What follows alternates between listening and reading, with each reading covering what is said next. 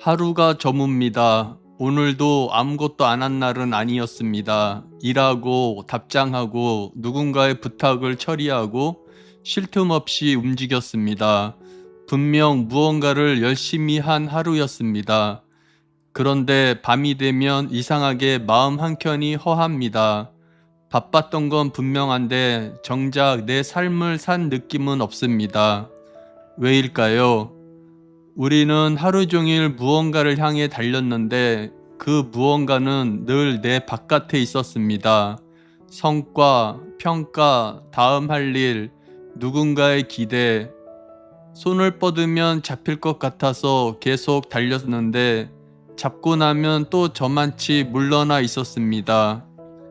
이상한 일입니다. 채우려고 그렇게 애를 썼는데 채운 자리에서 더 큰 허기가 올라옵니다. 하나를 얻으면 다음이 보이고 다음을 얻으면 또 그 다음이 보입니다. 그렇게 우리는 늘 조금 부족한 채로 잠듭니다. 혹시 우리는 밖에서 나를 채우려다 정작 안을 비워버린 건 아닐까요? 밖만 바라보느라 정작 채워야 할 것을 오래 비워둔 건 아닐까요? 오늘 밤 그 텅 빈 자리에서부터 이야기를 시작해 보려 합니다. 쉬려고 하면 이상하게 불안합니다. 멈추면 내 가치도 함께 멈출 것 같아서 우리는 또 움직입니다.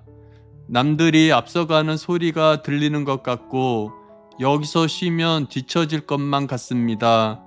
그래서 몸이 지쳐도 마음을 다그칩니다. 조금만 더, 조금만 더. 그러다 어느 날 몸이 먼저 무너집니다. 그리고 삶은 아무 맛도 나지 않습니다. 좋아하던 것도 시들하고 웃어도 속은 비어 있습니다. 분명 열심히 살았는데 손에 쥔 건 피로뿐입니다. 그제야 알게 됩니다. 부족했던 건 잠도 휴식도 아니었습니다. 나를 만나는 시간이 사라졌던 겁니다. 나에게 오늘 하루가 어땠는지 한 번도 물어봐 주지 못한 채 우리는 또 다음 날로 떠밀려 갑니다. 바쁘게 산 게 아니라 나를 방치한 것이었습니다. 여가는 남는 시간이 아닙니다. 일을 다 하고 나서 겨우 주어지는 부스러기가 아니라 가장 먼저 지켜야 할 나만의 자리입니다. 나를 나로 있게 하는 유일한 시간입니다. 그 시간이 있어야 우리는 남의 삶이 아니라 내 삶을 살 수 있습니다.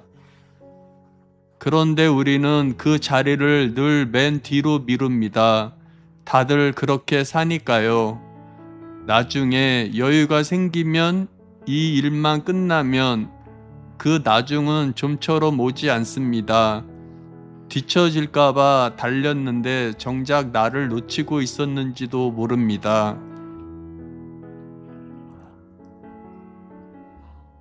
그런데 우리는 왜 그렇게까지 달릴까요? 쉬면 불안하다는 그 마음은 대체 어디서 오는 걸까요? 가만히 들여다보면 그 뒤에는 하나의 두려움이 있습니다. 사람들이 뭐라고 할까? 하기 싫은 말도 하고 가기 싫은 자리에도 갑니다. 돈이 아까워도 없어 보일까봐 쓰고 피곤해도 웃고 상처받아도 괜찮은 척 합니다. 마음속에서는 늘 같은 문장이 먼저 올라옵니다. 남들이 나를 어떻게 볼까? 그 한마디 때문에 우리는 너무 자주 나를 배신합니다. 정작 내가 지금 무엇을 원하는지, 내가 힘든지 아닌지는 묻지 않습니다. 그 질문은 늘 뒷전으로 밀립니다. 남의 표정을 살피는데 하루를 다 쓰고 나면 정작 내 표정은 어땠는지 기억나지 않습니다.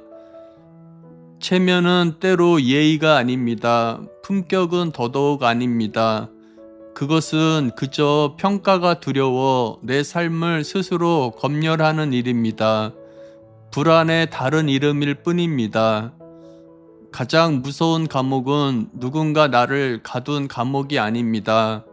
아무도 문을 잠그지 않았는데 남의 시선이 두려워 내가 나를 가두는 감옥. 창살도 없고 간수도 없는데 그 감옥이 가장 벗어나기 어렵습니다. 남의 시선을 피하려다 우리는 자꾸 내 삶을 잃습니다.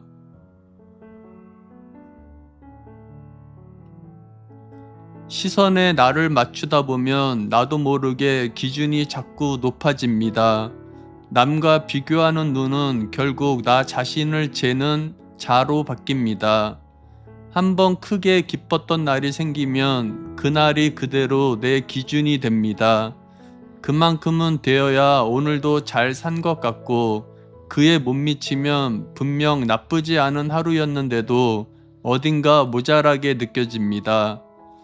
그렇게 우리는 작게 온 기쁨들을 자꾸 그냥 흘려보냅니다. 오늘도 분명 좋은 게 하나쯤 있었는데 이 정도로는 하며 지나칩니다. 따뜻한 차 한 잔, 오랜만에 걸려온 안부, 아무 일 없이 무사히 저문 하루, 그런 것들은 기쁨의 명단에조차 오르지 못합니다. 하지만 진짜 기쁨은 원래 그렇게 오지 않습니다. 그것은 금강에서 캐는 금과 같습니다. 법칙도 규칙도 없이 우연처럼 찾아오고 대개는 아주 작은 입자로 나타납니다. 한눈에 알아볼 만큼 큰 금덩이의 형태로는 좀처럼 오지 않습니다. 반짝임이 작다고 해서 그것이 금이 아닌 것은 아닙니다. 큰 기쁨을 기준으로 둘수록 작은 기쁨은 기쁨으로 세워지지 않습니다. 손바닥에 떨어진 금가루를 우리는 먼지인 줄 알고 털어냅니다. 그리고는 어디에도 금이 없다고 말합니다.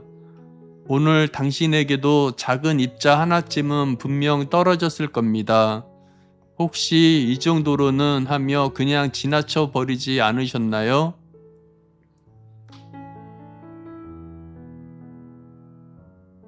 그런데 여기서 이상한 일이 하나 벌어집니다. 작은 일에 자꾸 신경이 쓰입니다. 공들여 내놓은 것이 좀처럼 퍼지지 않고 하루 종일 그게 마음에 걸립니다. 왜 안 될까? 어디가 부족했을까? 괜히 같은 숫자를, 같은 자리를 몇 번이나 다시 들여다봅니다. 아무것도 달라지지 않는데도 자꾸 눈이 그리로 갑니다. 예전 같으면 그저 괴로운 일이었을 겁니다. 그런데 가만히 돌아보면 이렇게 작은 일에 신경 쓸 수 있다는 것 자체가 어쩌면 다행인지도 모릅니다.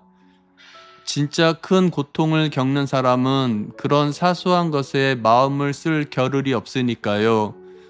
삶이 벼랑 끝에 서 있을 때 우리는 조회수 같은 것을 들여다볼 여유가 없습니다. 쇼펜하우어는 이렇게 말했습니다. 진정한 행복은 거창한 즐거움이 아니라 작은 불편조차 느끼지 못할 만큼 평온한 상태에 있다고. 그리고 사소한 일에 불만이 든다는 건 역설적으로 지금 내게 큰 고통이 없다는 증거라고. 그러자 이상한 일이 정리됩니다.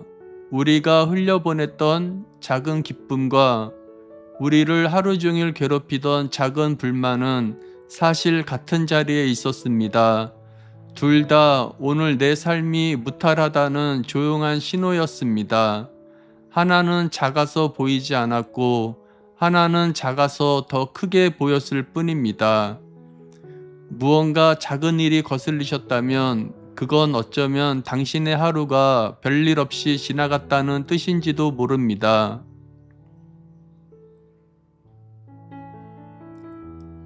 여기서 시선이 한번 조용히 뒤집힙니다. 지금까지 우리는 남이 나를 어떻게 볼까에 매여 있었습니다. 그런데 정작 나를 가장 오래, 가장 가까이에서 보고 있는 건 남이 아니라 나 자신입니다. 남들은 나를 잠깐 스쳐보지만 나는 나를 하루도 빠짐없이 평생 지켜봅니다. 사람들 앞에서는 누구나 괜찮은 사람처럼 보일 수 있습니다. 말을 조심하고 표정을 관리하고 선을 넘지 않는 척 합니다. 누군가 보고 있고 지켜야 할 평판이 있기 때문입니다. 하지만 진짜는 혼자 있을 때 드러납니다. 아무도 보지 않을 때 나는 어떤 선택을 하는가? 들키지 않을 때 나는 얼마나 쉽게 나와 타협하는가? 정말 어려운 건 아무도 없는 곳에서도 부끄럽지 않은 사람으로 남는 일입니다. 지켜보는 눈이 사라진 자리에서 우리는 비로소 진짜 자신과 마주합니다. 쇼펜하우어는 말했습니다. 명예는 외부적인 양심이고 양심은 내면적인 명예라고. 남들이 아무리 좋게 봐도 내 안에서 부끄러우면 그 명예는 껍데기일 뿐입니다. 반대로 아무도 알아주지 않아도 내가 나에게 떳떳하면 그것으로 충분합니다. 진짜 명예는 박수소리 속이 아니라 아무도 보지 않을 때 내가 나를 배신하지 않는 그 순간에 조용히 생겨납니다. 혼자 있을 때 마음이 편치 않았다면 그건 남에게 들키지 않은 게 아니라 나에게 이미 들킨 것이었습니다. 이렇게 시선이 밖에서 안으로 돌아오면 실패를 대하는 마음도 달라집니다. 뜻대로 되지 않은 걸 하나 붙들고 있다고 해봅시다. 분명 어제도 연습했는데 오늘도 소리는 갈라지고 늘 같은 자리에서 또 막힙니다. 손끝은 여전히 서툴고 나아지는 기색은 좀처럼 보이지 않습니다. 예전 같으면 나는 역시 안 되나 보다 했을 겁니다. 기대한 만큼 안 나오면 그게 곧 실패처럼 느껴졌으니까요. 결과가 나오지 않은 시간은 통째로 버린 시간처럼 여겨졌습니다. 그런데 이번엔 이상하게 그렇게 느껴지지 않습니다. 오늘도 잘 안 됐지만 어제보다 어디서 막히는지는 알게 됐습니다. 잘된 게 하나도 없는 날에도 배운 것은 남아 있습니다. 인생의 진짜 열매는 행복이 아니라 경험이고, 그래서 나이가 들수록 우리는 희망보다는 통찰을, 기대보다는 배움을 쫓게 된다고 합니다. 기대한 대로 되지 않아도 그 시간이 사라지는 건 아닙니다. 행복은 손에 남지 않아도 경험은 끝내 내 안에 쌓입니다.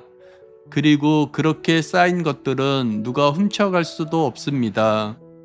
오늘 뜻대로 안 된 일이 있으셨나요?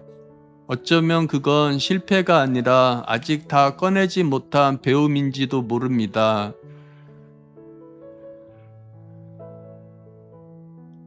그렇게 하나씩 밖에 있던 것들이 안으로 옮겨옵니다. 젊을 때는 행복이 밖에 있는 줄 압니다. 사람과 사랑과 새로운 것들이 나를 채워주는 줄 압니다. 그래서 자꾸 밖으로 나가고 자꾸 누군가를 만나고 자꾸 새로운 것을 찾습니다. 하지만 시간이 지나면 밖의 것들은 하나씩 힘을 잃습니다. 만남은 예전만큼 설레지 않고 어딘가로 떠나는 일은 즐거움보다 피곤함이 먼저 옵니다. 가까웠던 사람들은 흩어지고 오래 곁을 지키던 이들도 언젠가는 떠납니다. 밖에서 오던 빛들이 하나둘 꺼져갑니다. 그때 아픈 질문 하나가 남습니다. 내 안에는 무엇이 남았는가? 밖이 비어진 뒤에 안까지 비어 있다면 그 고요는 평화가 아니라 공허입니다. 반대로 안이 채워져 있다면 같은 고요가 비로소 평화가 됩니다. 쇼펜하우어는 말했습니다. 노년에는 사랑도 욕망도 줄고 사람들도 하나둘 떠나며 그때가 되면 내가 내면에 무엇을 갖추었는지가 가장 중요해진다고. 끝까지 남는 건 혼자여도 무너지지 않는 마음입니다. 그 마음은 하루아침에 생기지 않습니다. 내면은 지금 이 순간에도 짓고 있는 가장 오래된 집인지도 모릅니다. 오늘 놓은 벽돌 하나가 먼 훗날 나를 지켜줄 벽이 됩니다.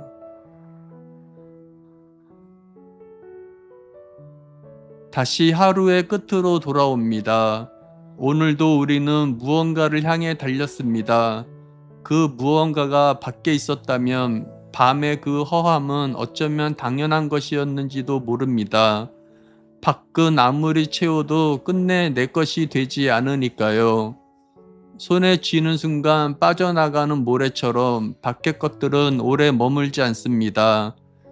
돌이켜보면 우리를 지치게 한 것들과 우리를 지켜준 것들은 늘 방향이 달랐습니다.